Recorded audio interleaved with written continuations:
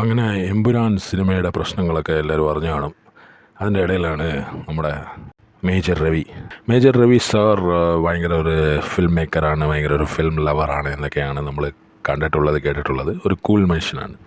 പക്ഷേ ഇപ്പോൾ പുള്ളി ഒരു ലൈവൊക്കെ ചെയ്തിരിക്കുകയാണ് ലാലേട്ടനെ കുറിച്ച്. ലാലേട്ടൻ അങ്ങനെ സിനിമയൊന്നും കാണില്ല, പുള്ളി അഭിനയിക്കുന്ന സിനിമയൊന്നും കാണാനുള്ള സമയം പുള്ളിക്കില്ല. അതുകൊണ്ട് പുള്ളി സമയം കിട്ടിയാൽ ഫാമിലിയുടെ കൂടെ സ്പെൻഡ് ചെയ്യും, പടത്തിൻ്റെ കഥ കേൾക്കും, കഥ കേട്ടിട്ട് അഭിനയിച്ചിട്ട് ആ സിനിമ അങ്ങനെ കാണില്ല എന്ന് പുള്ളി പറഞ്ഞിട്ടുണ്ട്. അങ്ങനെ സംഭവിച്ചതാണ് ഈ എമ്പുരാനിൽ വന്ന പ്രശ്നങ്ങൾ. പൊളിറ്റിക്കൽ പ്രോബ്ലംസ് ഒക്കെ ഉണ്ടാകുന്നുണ്ടല്ലോ ഇപ്പോൾ. ഇതൊക്കെ കാരണം എന്ന് പറഞ്ഞാൽ അത് ലാലേട്ടനല്ല, അത് പൃഥ്വിരാജും മുരളീഗോപിയും കൂടെ പണിഞ്ഞു വെച്ചതാണ് എന്നാണ് ഉദ്ദേശിക്കുന്നത്. എന്താണേലും സംഭവമൊക്കെ വെടിപ്പായിട്ടുണ്ട്. നമ്മുടെ ലാലേട്ടൻ ഇന്ന് രാവിലെ വന്നിട്ടൊരു പോസ്റ്റൊക്കെ ഇട്ട് പുള്ളി സോറിയൊക്കെ പറഞ്ഞിട്ടുണ്ട്. എൻ്റെ പടം, നമ്മുടെ ഈ എമ്പുരാൻ പടം റീസെൻസറിങ്ങിന് വേണ്ടി പോകുന്നുണ്ടെന്നൊക്കെ കേൾക്കുന്നുണ്ട്. അതിനകത്തുള്ള ആവശ്യമില്ലാത്ത കാര്യങ്ങളൊക്കെ വെട്ടിമാറ്റാൻ പോവാണ് എന്നാണ് പറഞ്ഞു കേൾക്കുന്നത്. പുള്ളിയുടെ പോസ്റ്റിൽ അത് പറയുന്നുണ്ട്. ഇപ്പോൾ ഇത്രയും ഭയങ്കര സംഭവങ്ങളൊക്കെ അതിനകത്തുണ്ടെന്നൊന്നും എനിക്ക് തോന്നുന്നില്ല. പക്ഷേ അത്രയ്ക്കും പ്രഷർ ഉണ്ടായിട്ടുണ്ട്, പുള്ളിക്ക് താങ്ങാൻ പറ്റാത്ത അത്രയും പ്രഷർ ഉണ്ടായിട്ടുണ്ട്. അതുകൊണ്ടാണ് ലാലേട്ടൻ ഇത് ഇങ്ങനെ ഒരു സ്റ്റെപ്പ് എടുത്തതെന്നുള്ളത് വളരെ ഓബ്വിയസ് ആയിട്ടുള്ള ഒരു കാര്യമാണ്.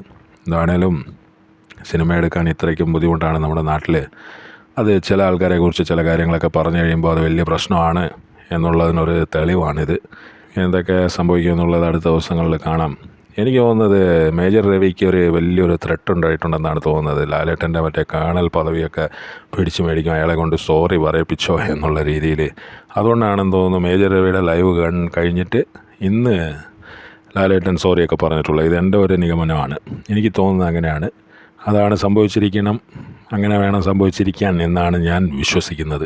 ഭയങ്കര പ്രശ്നമാണല്ലോ അല്ലേ? മോഹൻലാൽ പോലത്തെ ഒരാളിനെ പുള്ളിയുടെ സിനിമ പുള്ളി കാണാതെ അതിൻ്റെ ഒരു പ്രീമിയറിനൊക്കെ വരുമെന്ന് എനിക്ക് തോന്നുന്നില്ല. ഇത് മറ്റേ ഉദയനാണ് താരത്തിലോ ഏതോ ഒരു സിനിമയിൽ കാണിക്കുമല്ലോ, പുള്ളി ഇങ്ങനെ ഡയറക്ടർ ആർട്ടിസ്റ്റിനെ പറ്റിക്കുന്ന സംഭവം. അപ്പോൾ അങ്ങനെ ഒരു സംഭവമാണ് ഉദ്ദേശിക്കുന്ന ആൾക്കാർ. പക്ഷേ അത് മോഹൻലാലിൻ്റെ കാര്യത്തിൽ അങ്ങനെ സംഭവിച്ചിട്ടുണ്ടാവുമെന്ന് എനിക്ക് തോന്നുന്നില്ല. പിന്നെ പൃഥ്വിരാജിനെ രാജപ്പൻ എന്ന് വിളിക്കുന്നുണ്ട്, അത് എന്താണേലും ഭയങ്കര വെടിപ്പായിട്ടുണ്ട്. പൃഥ്വിരാജിന് അങ്ങനെ ഒരു പണി കൊടുക്കണമായിരുന്നെങ്കിൽ അങ്ങനത്തെ ഒരാളുടെ കൂടെ മോഹൻലാൽ എന്ന് പറയുന്ന ഒരു ഇത്രയ്ക്കും ഒരു മണ്ടനായിട്ടുള്ള ഒരാളൊന്നല്ല മോഹൻലാൽ. ഇതുപോലത്തെ ഒരു പ്രതിഭ പൃഥ്വിരാജിൻ്റെ കൂടെ അഭിനയിക്കില്ല എന്നാണ് എനിക്ക് തോന്നുന്നത്.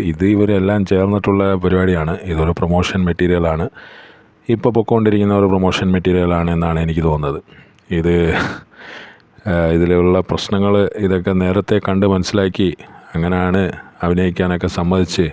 അത് പ്രൊഡ്യൂസറാണ് ലാലേട്ടനാണ് പ്രൊഡ്യൂസ് ചെയ്തിരിക്കുന്നത്. ആശീർവാദ് സിനിമ എന്ന് പറയുന്നത് ആൻ്റണി പെരുമ്പാവൂർ എന്നൊക്കെ പറഞ്ഞാലും അതിൻ്റെ പുറയിലുള്ള കൈ ആരുടെയാണെന്ന് നമുക്കൊക്കെ അറിയാമല്ലോ. നമ്മളൊക്കെ ചോറാണ് കഴിക്കുന്നത്, ചോറിനെ പിടിക്കൽ. നാളേലും ഭയങ്കര സംഭവങ്ങളായിട്ടുണ്ട്. സിനിമ കണ്ടില്ല പോലും. അയ്യോ പഞ്ചപാവം.